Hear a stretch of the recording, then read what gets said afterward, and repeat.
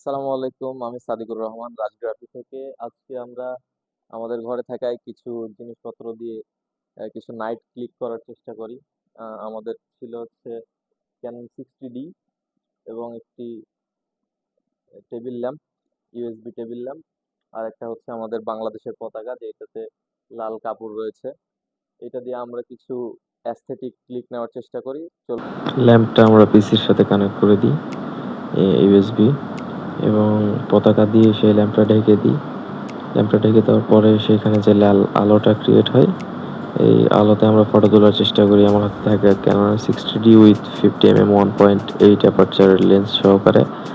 তো এই লেন্স এবং 60D ক্যামেরাটা দিয়ে আমরা কেমন ফটো তুলতে পারি সেটা চলুন তাহলে দেখা যাক।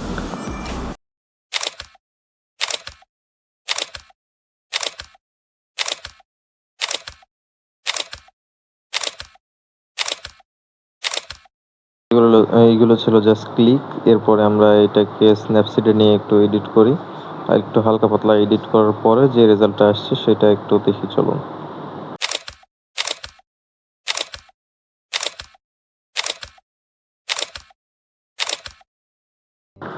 তো এই ছিল আমাদের রেজাল্ট। কেমন লাগলো কমেন্ট করে জানাতে ভুলবেন না, এবং এরকম আরও নিত্য নতুন আপডেটস পেতে এবং আপনার মূল্যবান তথ্য শেয়ার করতে ফটোগ্রাফি সম্পর্কে রাজগ্রাফির সঙ্গেই থাকুন, যুক্ত থাকুন।